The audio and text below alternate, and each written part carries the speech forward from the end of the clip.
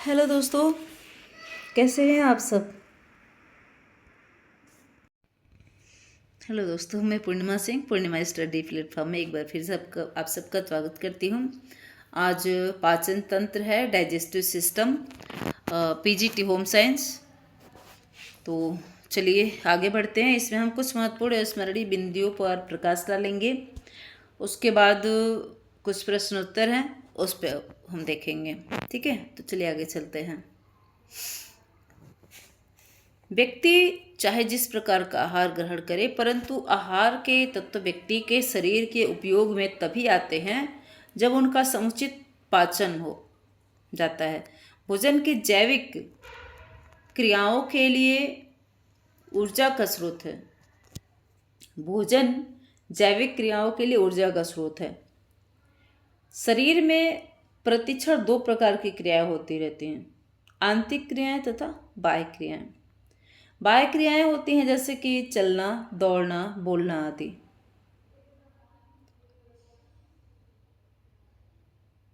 और बाह्य क्रियाएं होती है चलना, दौड़ना, बोलना आदि। आंतरिक क्रियाएं होती है हृदय की धड़कन, पाचन तथा श्वास की क्रिया। इन सभी क्रियाओं को करने के लिए शरीर को ऊर्जा की आवश्यकता होती है, जो कि भोजन के पाचन के फलस्वरूप प्राप्त होती है। इसे आप लोग ध्यान से सुनिएगा क्योंकि आगे इसी पे आधारित क्वेश्चन होंगे। ठीक है, चलिए हो सके तो कहीं आप लोग शांत जगह पे आराम से बैठ जाएं ताकि आराम से सुन सके, उसके बाद से क्वेश्चन का आंसर दे सकें। पाचन अविलेय ठोस भोजन को पचाकर उसको घुलनशील एवं अवशोषणीय अवस्था में बदलना तथा अपचे भोजन को शरीर से बाहर निकालना पाचन है। मैंने पाचन किसे कहते हैं? तो जो अविलेय, जो कि मिलने वाला नहीं होता है, जो कि ठोस होता है, उस भोजन को पचा करके घुलनशील बना देता है और अवशोषणीय अवस्था में बदला जाता है हमारे पेट में, हमारे पेट पाचन क्रिया से। तथा अपचा भोजन, जो उसमें ऐसे पदार्थ होते हैं जो कि पचते नहीं हैं, खाद्य वज्र पदार्थ के रूप में होते हैं, जैसे कि आप मौसमी का जूस आप निकालते हो तो जो उसका रस होता है वो आपके गिलास में आ जाता है, बट कुछ उसमें जो वज्र पदार्थ होते हैं जो कि रस में घुल के नहीं आ पाते हैं, तो वो बाहर निकल जाते, यानी कि दूसरी साइड से वो बाहर निकल जाते हैं। तो उसी तरह से हमारा भोजन भी होता है, हमारा पाचन भी वैसे ही होता है। जब हम भोजन करते हैं तो जो भी उसमें पोषक तत्व होते हैं वो हमारे शरीर के लिए ऑब्जर्व कर लिए जाते हैं। बाकी जो पचने योग्य नहीं होता है, जो वज्र होता है, वो बाहर निकाल दिया जाता है। कुछ पसीने के द्वारा निकलता है, कुछ बल द्वारा निकलता है। चलिए देखते हैं आगे। पाचन तंत्र। जो अंग पाचन क्रिया में सक्रिय रहते हैं वे सम्मिलित रूप से पाचन तंत्र, डाइजेस्टिव सिस्टम कहलाते हैं। इसमें मुख्य रूप से तीन क्रियाएं होती हैं: भोजन का पाचन, भोजन का अवशोषण तथा स्वांगीकरण, और विकार का विसर्जन। पाचन तंत्र से संबंधित अंग। पाचन तंत्र से संबंधित अंग। पाचन तंत्र का मुख्य अंग पाचन नाल है, जो कि लगभग 9 मीटर लंबी होती है। यह मुख से प्रारंभ होकर गुदा द्वार पर समाप्त होती है। आहार नाल के 5 मुख्य भाग हैं। पहला है मुख, जिसमें दांत, लार, ग्रंथियां तथा जिह्वा पाई जाती हैं। ठीक है। टिथ, स्लेवर गैन और टंग। दूसरा है ग्रसनी तथा ग्रासनली। तीसरा है अमाशय, स्टमक। चौथा है छोटी आंत या क्षुद्रांत, स्मॉल इंटेस्टाइन्स। पांचवा है बड़ी आंत या बृहदांत, लॉन्ग इंटेस्टाइन। और मलाशय, रेक्यूट। इन पांचों भागों के अतिरिक्त कुछ सहायक अंग भी हैं जो प्रत्यक्ष रूप से तो आहार नाल पाचन नाल के बाहर स्थित है, किंतु पाचन क्रिया में इनका महत्वपूर्ण कार्य है जो अग्रलिखित है। पहला है यकृत, लीवर, दूसरा है पित्ताशय, ग्लैल ब्लैंडर, तीसरा है अग्न्याशय, पेनक्रियाज, और चौथा है प्लीहा या तिली, स्प्लेन।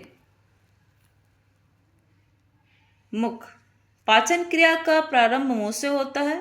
इसमें 2 जबड़े होते हैं जिसमें दांत व दाढ़ें दृढ़ता से जमी रहती हैं। दोनों जबड़ों के मध्य एक गुहा होती है जिसे मुख गुहा कहते हैं। इसकी निचली सतह पर गुलाबी रंग की जीभ होती है। इसके ऊपर नन्हे नन्हे दाने होते हैं जिनको स्वादांकुर कहते हैं, जो कि नमकीन, खट्टे, मीठे व कड़वे रसों का अनुभव हमें कराते हैं। भोज्य पदार्थों को मुख में ले जाने तथा उनको पाचन योग्य बनाने में ओष्ठ का अपना विशेष स्थान है। मुख के भीतर त्वचा के स्थान पर एक श्लेष्मा झिल्ली व लार ग्रंथियां 6 होती हैं जो रहती हैं, जिसमें एक लसदार चिकना पदार्थ श्लेष्म स्रावित होता रहता है जो भोजन को चिकना बनाता है तथा भोजन आसानी से फिसलता हुआ ग्रसिका में चला जाता है। श्लेष्म भोजन के साथ आए हानिकारक जीवाणुओं को भी मार डालता है। दांत एवं भोजन को पीसने, काटने व चबा चबा कर बहुत बड़ी कड़ों में विभक्त कर देते हैं। मानव शरीर में 2 प्रकार के दांत निकलते हैं। एक होता है अस्थायी अथवा दूध का दांत और दूसरा होता है अस्थायी या अन्न के दांत। तो अस्थायी जो दांत होते हैं संख्या में 20 होते हैं तथा बालक के 6-7 माह के होने पर निकलने आरंभ हो जाते हैं। यह 2 से 2.5 वर्ष की आयु तक पूरे निकल जाते हैं।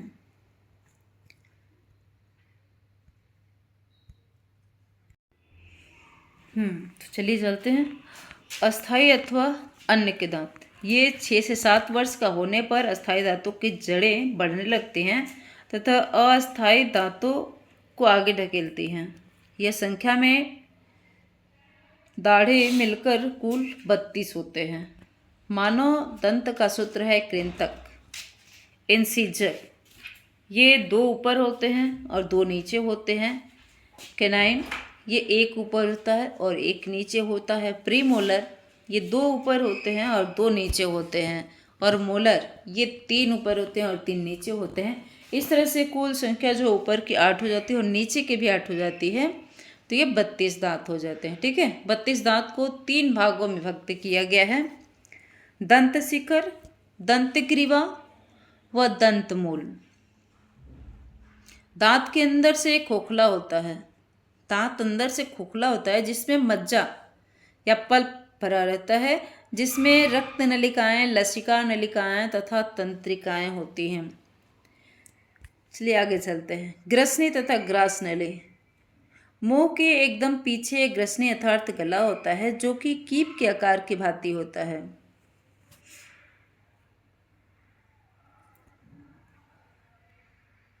भोजन मुंह के उपरांत ग्रसनी से होता हुआ संकरी नली ग्रास नली में पहुंचता है। यह लगभग 40 सेमी लंबी होती है तथा श्वास नली के पीछे स्थित रहते हुए अमाशय तक फैली होती है। मुंह से भोजन अच्छी तरह चबाया हुआ ग्रास नली में जाना चाहिए, जिससे उसे आगे निकालने में सुगमता हो। जब भोजन ग्रसनी से निकलता है तो यह आशंका होती है कि भोजन का कुछ अंश कहीं श्वास नली में न चला जाए। श्वास नली पर एक ढक्कन लगा होता है जिसे घाटी कहते हैं। जब भोजन निगला जाता है तो यह श्वास नली को बंद कर देता है। अमाशय, यह मशक के आकार का 24 से 25 सेमी लंबा तथा 9 सेमी चौड़ा मांसपेशी से बना खोखला अंग है, जिसमें ग्रास नली का अंतिम सिरा संबंधित रहता है। इसमें हृदय द्वार तथा पाइलोरिक द्वार होता है। अमाशय की भीतरी भित्ति में 4 परतें पाई जाती हैं। पहला होता है पेरिटोनियम, ये बाहरी परत है जो चिकनी व तनी होती है। इसमें एक तरल सा पदार्थ बनाने वाली कुछ नन्ही नन्ही ग्रंथियां होती हैं जो इस परत को तर व मुलायम रखती हैं। पेशीय परतें यह दो होती हैं। अनुदैर्ध्य मांसपेशियों की परत, गोलाकार या वृत्ताकार मांसपेशियों वाली परत। तीसरा है सब श्लेष्मिक झिल्ली। चौथा है श्लेष्मिक परत। आमाशय भित्ति की पेशियों की संकुचन और विमोचन क्रिया से भोजन पिसकर लेई के समान हो जाता है, इसे कायम कहते हैं। श्लेष्मिक झिल्ली में बहुत सारी ग्रंथियां होती हैं जिनमें एक रस स्रावित होता है जो कि प्रोटीन की पाचन क्रिया में सहायता पहुंचाता है। इस रस को जठर रस या आमाशयिक रस कहते हैं। इस रस में HCI तथा दो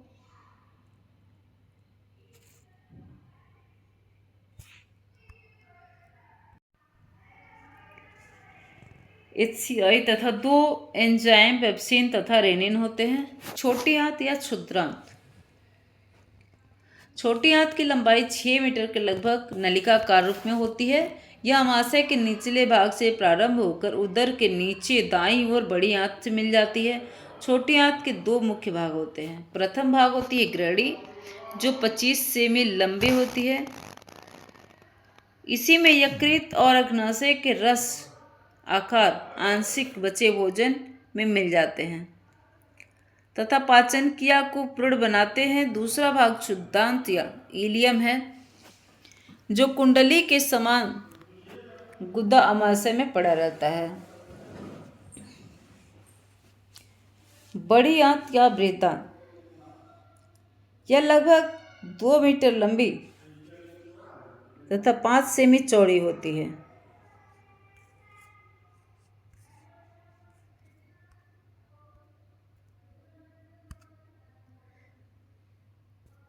शेष आहार नाल बड़ी आंत का निर्माण करती है। इसमें 3 बिग फैमिली होने की वजह से आवाज़ बहुत आती है हमारे घर से, तो आवाज़ कैच हो गई होगी, इसके लिए क्षमा चाहते हैं। चलिए आगे चलते हैं। सीकम यह बड़ी आंत का पहला भाग है जो लगभग 6 सेमी लंबा तथा 7.5 सेमी चौड़ी थैली की तरह की संरचना है। इसमें लगभग 9 सेमी लंबी संकरी कड़ी तथा बंद नलिका निकलती है जिसे वेरिफ्रोम अपेंडिक्स कहते हैं। कोलन यह लगभग 1.25 सेमी लंबी तथा 9 सेमी चौड़ी यू आकार की रचना है जो छोटी आंत को घेरे रहती है। इसका एक सिरा नली के रूप में दाईं ओर ऊपर की ओर चढ़ता है तथा द्वितीय सिरा पृथ्वी के समानांतर तथा तृतीय सिरा नीचे की ओर उतरता है। चलिए चलते हैं मलाशय। रेक्ट्यूम यह लगभग 12 सेमी लंबा तथा 4 सेमी चौड़ा बड़ी आंत का अंतिम भाग है। भोजन का जो अंश पच नहीं पाता वह यहाँ मल के रूप में एकत्रित होता रहता है और वह मल त्याग की इच्छा होने पर ही मल द्वार द्वारा बाहर निकल पाता है। यकृत लीवर यह मानव शरीर की सर्वाधिक भारी ग्रंथि है जो लगभग 1.5 किलोग्राम वजन की होती है। यहाँ कुछ भूरी लाल रंग की उदर के ऊपर मध्य पट्ट के नीचे पसलियों के पास स्थित ग्रंथि है। यकृत में रुधिर 2 मार्गों द्वारा आता है। यकृत धमनियाँ 2 हैं जो शुद्ध रक्त लाने वाली हैं तथा महाधमनी की शाखाएं हैं। यकृत निवाहिका सिरा इसमें रुधिर आहार नाल के विभिन्न भागों से आता है।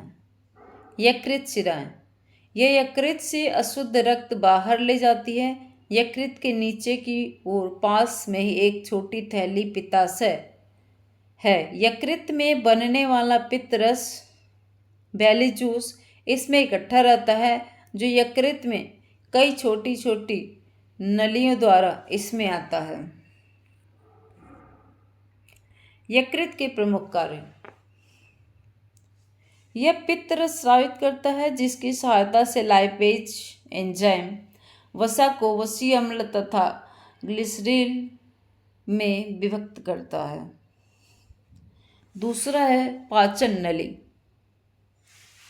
में जब आवश्यकता से अधिक ग्लूकोज होता है तो वह प्रतिहारणी शिरा द्वारा यकृत में जाकर के ग्लाइकोजन के रूप में संग्रहित हो जाता है तथा आवश्यकता पड़ने पर ग्लाइकोजन ग्लूकोज में परिवर्तित हो जाता है।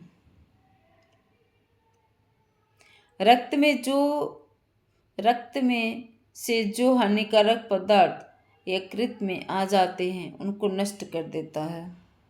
यह रक्त के लाल कणों का निर्माण करता है।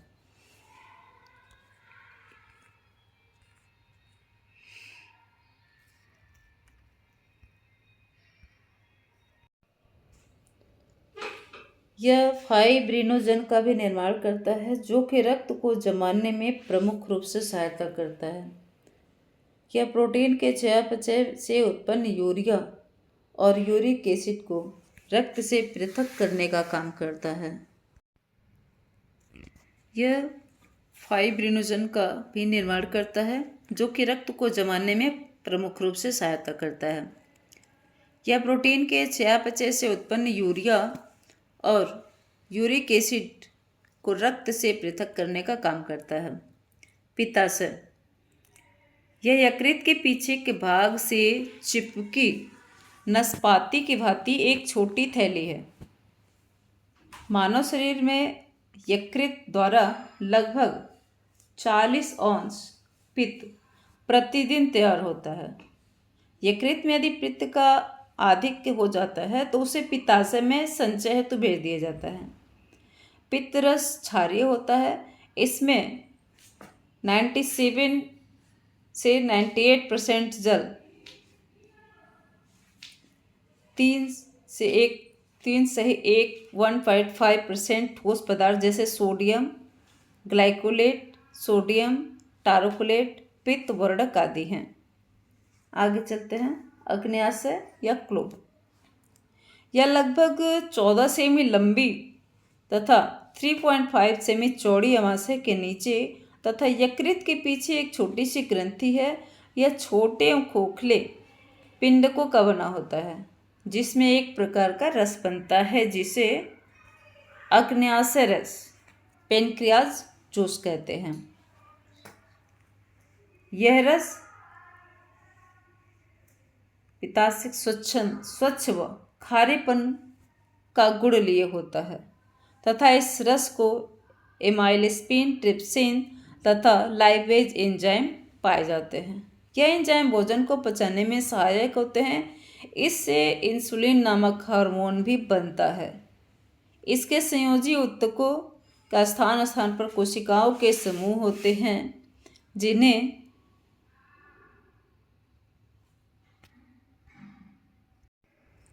जिसे लेटेस लैंगरहैंस कहते हैं। प्लीहा या तिल्ली।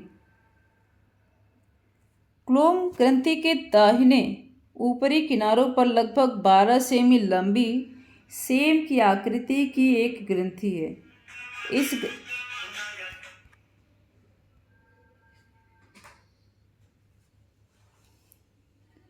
इस ग्रंथि का वजन लगभग 375 ग्राम तथा बैगनी रंग का होता है।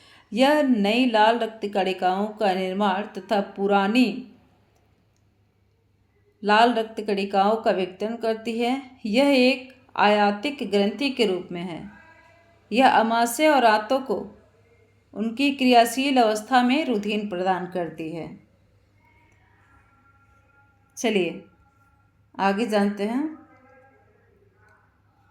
मनुष्य में पाए जाने वाले पाचक रस तथा उनका प्रभाव। उद्गम स्थान मुख तथा मुख लार ग्रंथियां। पाचक रस लार। रस में उपस्थित एंजाइम टाइलिन और म्योसिन। क्रिया करने का माध्यम क्या है? क्षारीय। अभिक्रिया क्या होती है? तो यह स्टार्च को माल्टोज में बदलता है। यह भोजन को चिकना बनाता है और चबाने में मदद करता है। चलिए चलते हैं दूसरे पे, अमाशय या जठर ग्रंथि। अमाशय पाचक रस का नाम है, अमाशय या जठर रस। रस में उपस्थित एंजाइम होते हैं नमक का अम्ल HCl, पेप्सिन और रेन। क्रिया करने का काम होता है इसका अम्लीय, और इसकी अभिक्रिया है कि हानिकारक जीवाणुओं को मारने और क्षारीय माध्यम को उदासीन कर अम्लीय बनाना है। प्रोटीन्स को पेप्टोन में बदलना है, दूध को दही में बदलना है। आगे चलते हैं, यकृत। उद्गम स्थान है यकृत। पाचक रस का नाम है पित्तरस। रस में उपस्थित कोई इसकी एंजाइम नहीं होती है, क्रिया करने का कोई माध्यम नहीं होता है। अभिक्रिया होती है अम्लीय माध्यम को उदासीन व क्षारीय बनाना, वसा को तोड़कर उसका इमल्सन बनाना। चौथे पे चलते हैं, अग्न्याशय। तो पाचक रस का नाम है अग्न्याशय रस, और रस में उपस्थित जो एंजाइम होते हैं वो होता है एमाइलेप्सिन, ट्रिप्सिन, लाइपेज। क्रिया करने का माध्यम होता है क्षारीय, क्षारीय और क्षारीय। ओके। अभिक्रिया, कार्बोहाइड्रेट को शर्करा ग्लूकोज में बदलना, प्रोटीन प्लस पेप्टोन्स को अमीनो अम्ल में बदलना। तीसरा है वसा को वसा अम्ल और ग्लिसरीन में बदलना। चलिए आगे चलते हैं, छोटी आंत।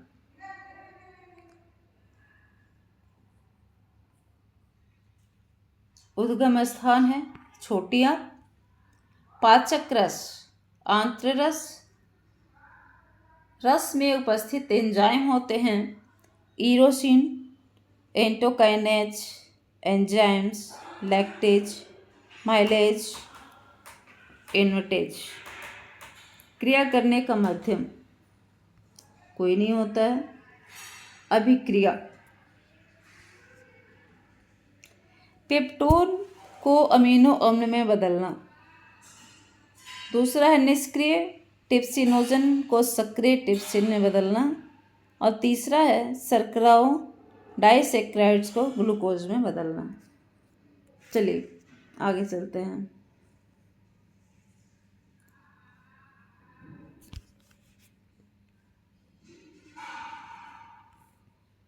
पाचन क्रिया का सारांश। सर्वप्रथम भोजन मुख के द्वारा ग्रहण किया जाता है। दांतों द्वारा भोजन को काटा, पीसा व चबाया जाता है। लार से भोजन चिकना होकर लुगदी सा बन जाता है, जिससे लार में उपस्थित किण्व या एंजाइम द्वारा भोजन पाचन योग्य हो जाता है। भोजन जितना अधिक चबाया जाता है उतनी ही लार उसमें मिलकर स्टार्च को शक्कर में बदल देती है। जीभ द्वारा मीठे, नमकीन, कड़वे आदि पदार्थों का स्वाद ज्ञात होता है। मुख के पश्चात भोजन ग्रास नली में पहुंचता है, जो कि छल्लेदार मांसपेशियों द्वारा निर्मित होता है, जिसमें भोजन भली प्रकार मथ जाता है। भोजन श्वास नली में जा सके इसके लिए तिकोना पर्दा, जो स्वर यंत्र कहलाता है, लगा होता है, जो कि भोजन को श्वास नली में जाने से रोकता है। ग्रास नली के बाद भोजन धीरे धीरे आमाशय में आता है, जिसमें उसे HCl, पेप्सिन व रेनिन किण्वन प्राप्त होते हैं। आमाशय में लगभग 4 घंटे तक पाचन क्रिया होती रहती है। आमाशय रस की क्रिया के उपरांत श्वेत सार भाग शक्कर के रूप में प्रोटीन का बिना पचा भाग, पिघला हुआ वसा तथा भोजन के न पचने योग्य पदार्थ आमाशय रस के साथ मिले जुले होते हैं, जिसे कायम कहते हैं।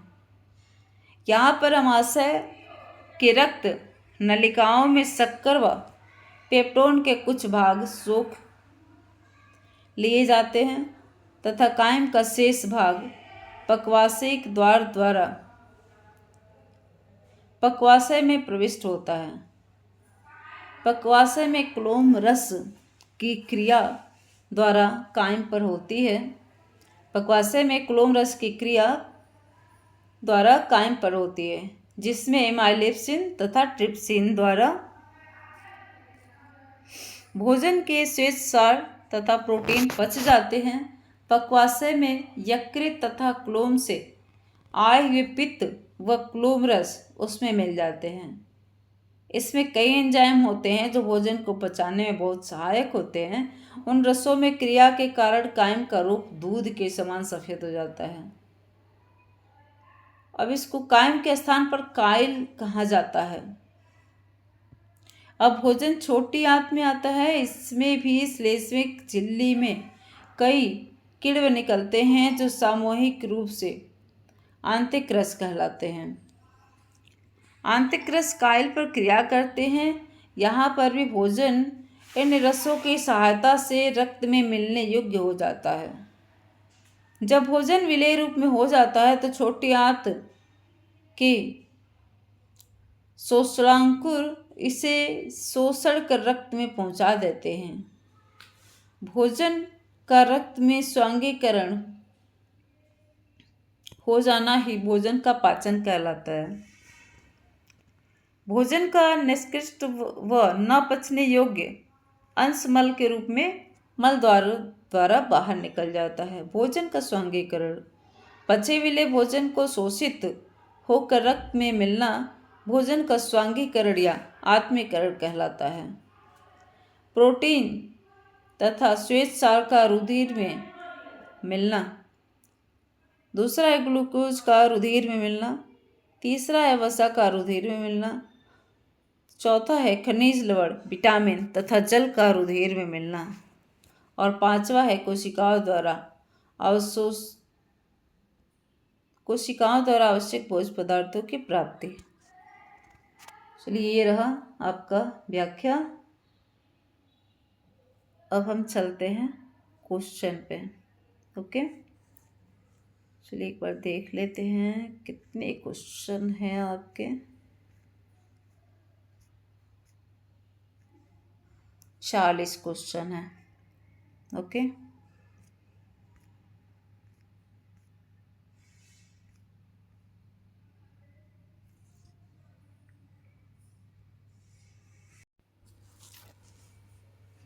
पहला क्वेश्चन है, आहार के कौन से तत्व सीधे रक्त वाहिनियों द्वारा शोषित हो जाते हैं तथा इनमें किसी प्रकार की रासायनिक क्रिया की आवश्यकता नहीं होती है? होता है खनिज लवण।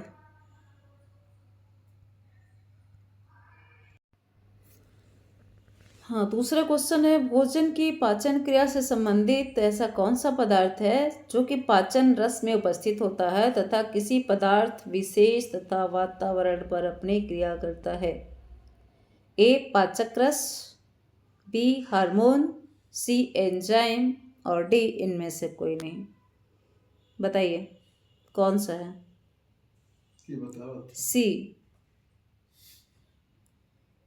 सी है इसका आंसर, एंजाइम। ओके, चलिए आगे बढ़ते हैं। तीसरा क्वेश्चन है, एंजाइम क्या है? यह एक रासायनिक पदार्थ है। यह किसी विशेष पदार्थ तथा उचित वातावरण में क्रिया करता है। सी, यह स्वयं परिवर्तित हुए बिना अन्य पदार्थों को रासायनिक क्रिया को प्रभावित करता है। डी उपयुक्त सभी। कौन सा आंसर सही है? डी उपयुक्त सभी। चलिए आगे बढ़ते हैं। टॉन्सिल ग्रंथियां कहाँ स्थित होती हैं?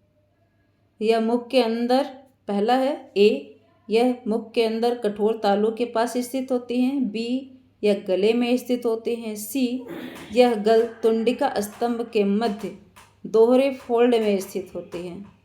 डी उपयुक्त में से कोई नहीं। कौन सा आंसर सही है? सी, यह गल तुंडिका स्तंभ के मध्य दोहरे फोल्ड में स्थित होती हैं।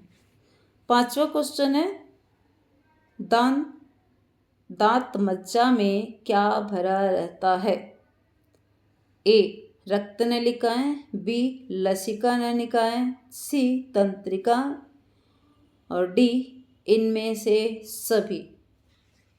जल्दी बताइए क्वेश्चन कौन सा सही है? डी इनमें से सभी।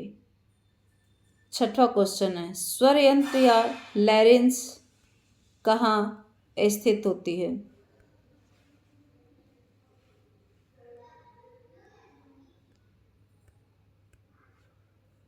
स्वर यंत्र या लैरिंक्स कहाँ स्थित होती है? यह नासाग्रसनी में स्थित होती है।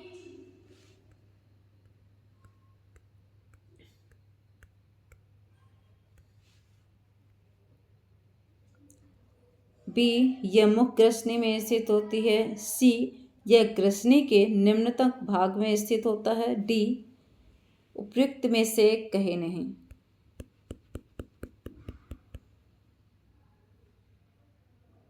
सी, यह ग्रसनी के निम्नतम भाग में स्थित होता है। चलिए आगे चलते हैं। सातवां है, टॉन्सिलाइटिस होने पर हमारे शरीर की कौन सी क्रिया प्रभावित होती है? गले में दर्द होता है, चेहरे पर सूजन आ जाती है। सी, भोजन से परहेज करना पड़ता है। डी, नाक, मुख और गले के संक्रमण होने की संभावना अधिक रहती है। डी, नाक, मुख और गले के संक्रमण होने की संभावना अधिक रहती है। आठवां क्वेश्चन, एडिनाइड क्या है? ए, यह एड्रिनल ग्रंथि से संबंधित होता है। यह एक प्रकार का हार्मोन है। सी, यह एक लसिका उत्तक है जिसकी वृद्धि हो जाने पर पश्च नासाद्वार अवरुद्ध हो जाता है। और डी, उपयुक्त सभी।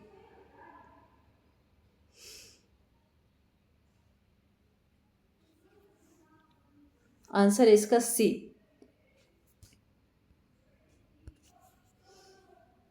इसका आंसर है सी।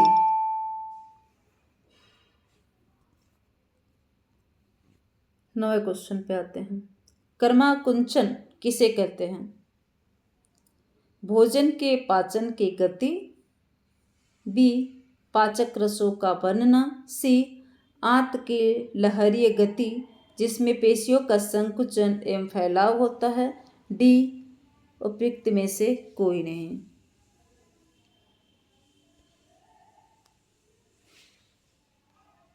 कौन सा क्वेश्चन सही है? आंसर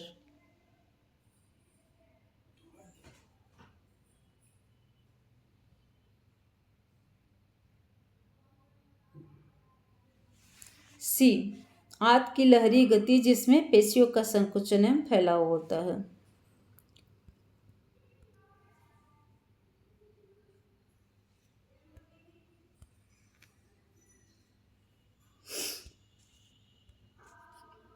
दसवां क्वेश्चन, काइम क्या है? यह एक प्रकार का पाचक रस है।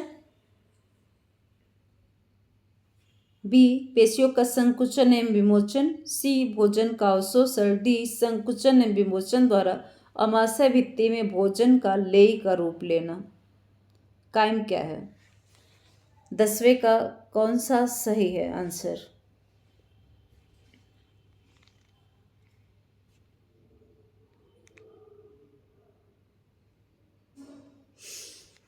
डी, 10वें का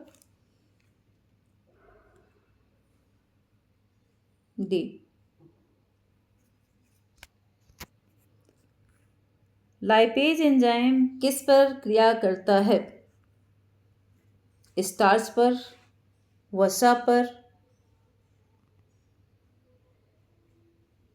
प्रोटीन्स पर, स्टार्च तथा प्रोटीन दोनों पर। लाइपेज इस पर कार्य करता है। सी, वसा पर। किस पर कार्य करता है? वसा पर।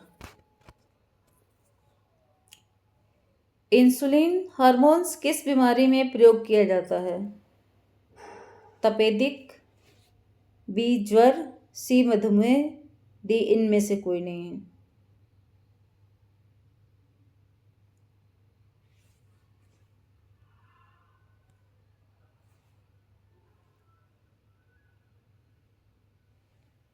सी, मधुमेह। रेनिन एंजाइम कौन से रस में पाया जाता है? पित्तरस में, जठर रस में, आंतरस में या अग्न्याशय रस में?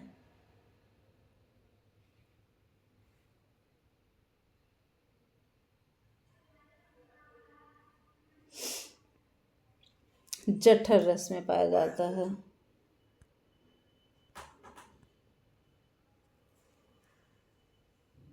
जठर रस में। मानव शरीर में यकृत द्वारा लगभग कितना पीत तैयार होता है? 20 अंश, 40 अंश, 70 अंश, 10 अंश? कितना होता है?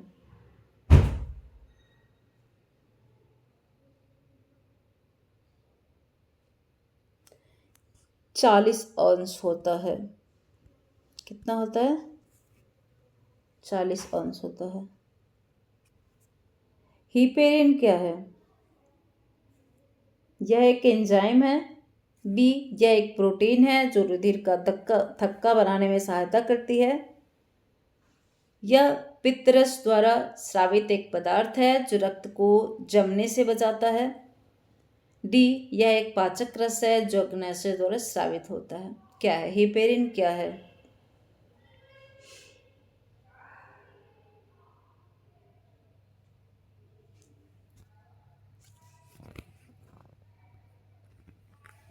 कैमरा पड़ जा रहा है।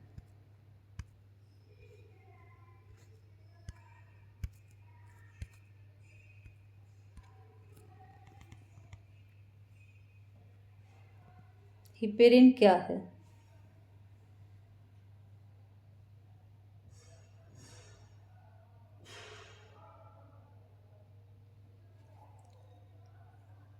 यह पित्त रस द्वारा स्रावित एक पदार्थ है जो रक्त को जमने से बचाता है। चलिए आगे चलते हैं। चलिए, बहुत टाइम नहीं है, बहुत लंबा लॉन्ग हो जाएगा, इसलिए मैं बताती चली जाती हूँ, ठीक है। यकृत में ऐसा कौन सा क्षारीय पदार्थ होता है जो पक्वाशय में आए अम्ल को उदासीन करने का काम करता है? ए है सोडियम क्लोराइड, बी है पोटेशियम परमैंगनेट, सी है सोडियम कार्बोनेट और डी है अमोनिया क्लोराइड।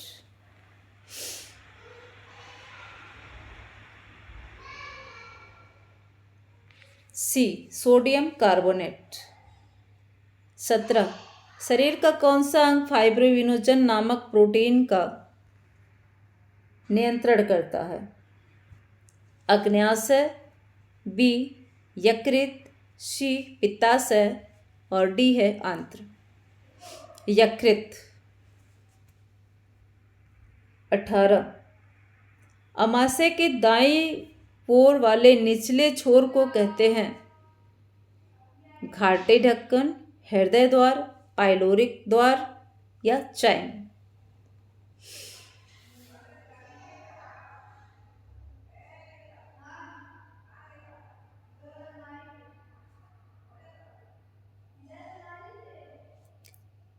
पाइलोरिक द्वार। 19 है, दांत के भीतरी खोखले भाग में क्या भरा रहता है कि जिसे नष्ट होने पर दांत नष्ट हो जाते हैं? डेंटिन, एनेमल, मज्जा, टाइलिन? सी, मज्जा। 20वां क्वेश्चन है, मुख्य लार ग्रंथि है? ए अग्न्याशय ग्रंथि, पैरोटिड ग्रंथि, जठर ग्रंथि, उपयुक्त सभी? मुख्य लार ग्रंथि क्या है? पैरोटिड ग्रंथि। 21वां क्वेश्चन, जठर रस किस पौष्टिक तत्व की पाचन क्रिया में सहायता पहुंचाता है? ए वसा, बी खनिज लवण, सी श्वेतसार और डी प्रोटीन्स?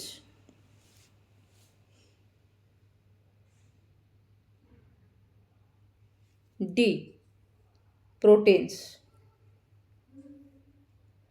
22वां क्वेश्चन, आंत के किस भाग में एक लंबी संकरी नली पाई जाती है जो कि शरीर के लिए उपयोगी नहीं है, परंतु उसके बढ़ जाने पर ऑपरेशन द्वारा उसे निकलवाना पड़ता है? ए कोलन, बी सिकम, सी मलाशय और डी बृहदान्त्र।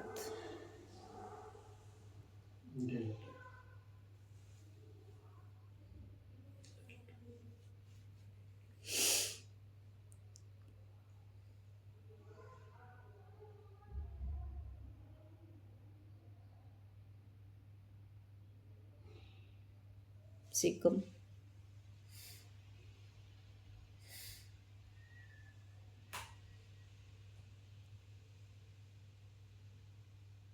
सिकम। सिकम। 23वां है, अमाशय को किस परत में नन्ही नन्ही ग्रंथियां पाई जाती हैं जो कि उसकी परत को चिकना बनाती है? श्लेष्मिक। ए है श्लेष्मिक परत, बी पेशीय परत, सी पेरिटोनियम परत, डी सब श्लेष्मिक झिल्ली।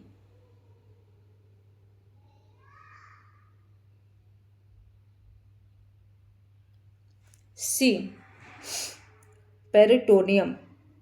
24वां क्वेश्चन है, शरीर के किस भाग में एक अम्ल पाया जाता है जो कि प्रोटीन के पाचन व सूक्ष्म हानिकारक जीवाणु को नष्ट करता है? ए यकृत, बी अमाशय, सी ग्रसनी और डी है आंत।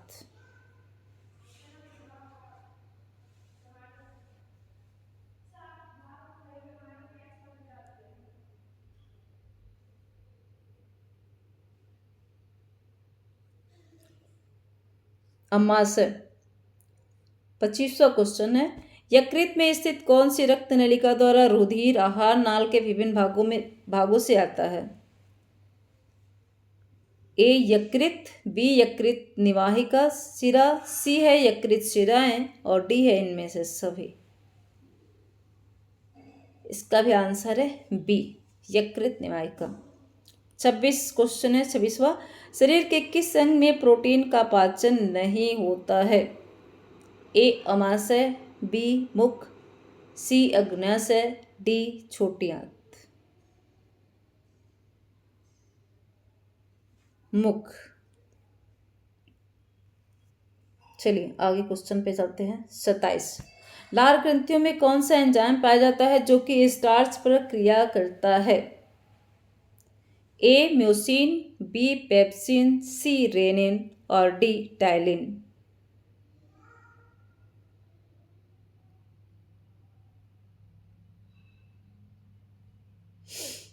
D ptyalin. भोजन का स्वांगीकरण क्या है? अविलेय ठोस पदार्थों को पचाना, बी अपचे भोजन को शरीर से बाहर निकालना, सी पचे विलेय भोजन को शोषित होकर रक्त में मिलना और डी उपयुक्त सभी।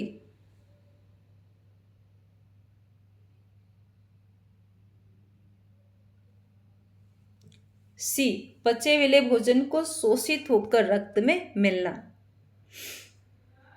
शरीर के किस अंग में यूरिया व यूरिक अम्ल को रक्त से पृथक किया जाता है? ए अमाशय, बी यकृत, सी ग्रसनी, डी प्लीहा या तिल्ली।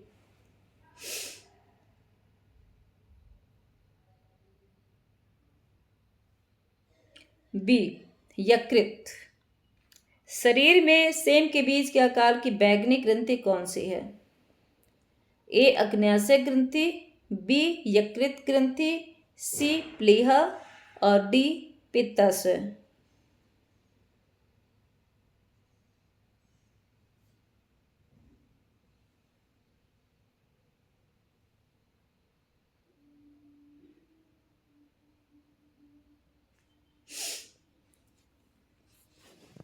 पित्ताशय। पित्तरस में कौन सा एंजाइम पाया जाता है? A sodium chloride, B sodium glycolate, C magnesium chloride, D इनमें से सभी।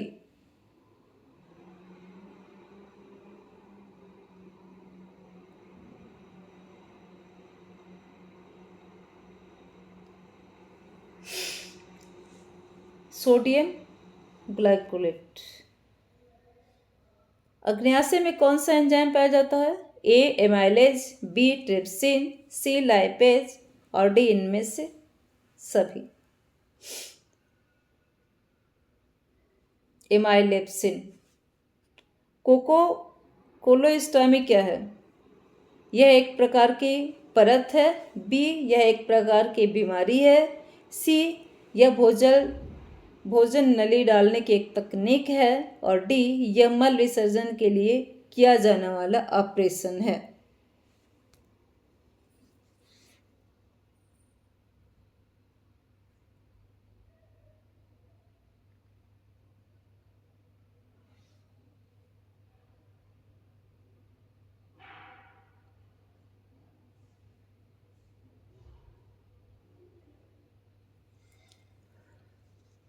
डी, यह मल विसर्जन द्वारा किए जाने वाला ऑपरेशन है। चलिए 34, पक्वाशय कैसी आकृति का अंग है? ए, मशक के आकार का। बी, यू की आकृति का। सी, सेम की आकृति का। कुंडलिनी आकृति का। कैसा है? यू की आकृति का। शरीर के किस अंग में भोजन की गति कीड़े के रेंगने की भांति होती है? ए, अमाशय। बी, छोटी आंत। सी, यकृत। डी, प्लीहा।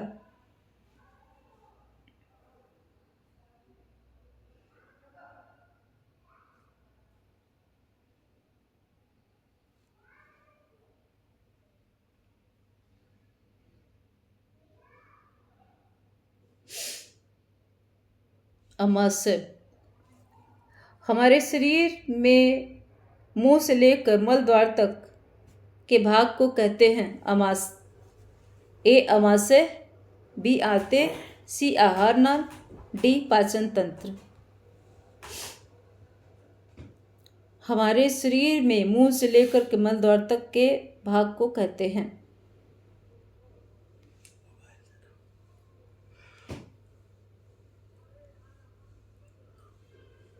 आहार नाल। 37, पाचन संस्थान का मुख्य अंग नहीं है। मुख, उत्सर्जन। बी, उत्सर्जन अंग। सी, अमाशय। डी, पक्वाशय। मुख। आंसर ए है सही। 38, मुख में किस पोषक तत्व का पाचन प्रारंभ हो जाता है? A, protein. B, carbohydrate. C, वसा। डी, ये तीनों। इसका आंसर है कार्बोहाइड्रेट। 39, आहार के पोषक तत्वों का अवशोषण पाचन तंत्र के किस भाग में होता है? ए, अमाशय। बी, छोटी आंत। सी, बड़ी आंत। डी, इन तीनों में। आहार के पोषक तत्वों का अवशोषण पाचन तंत्र के किस भाग में होता है?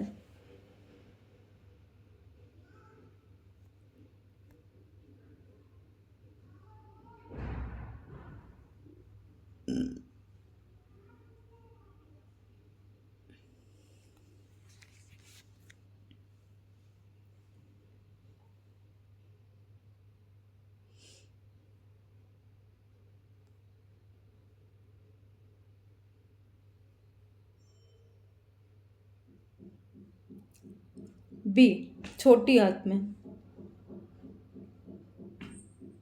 यकृत के विषय में सत्य है। ए, आहार नाल का एक भाग है। बी, यह श्वसन में सहायक है। सी, यह एक ग्रंथि है जो आहार नाल से बाहर स्थित होती है। डी, यह पाचन तंत्र का सहायक अंग नहीं है। ए, यह आहार नाल का एक भाग है। यह है आपका उत्तर माला। ऐसे आप लोग स्क्रीनशॉट ले लीजिएगा और मिला लीजिएगा।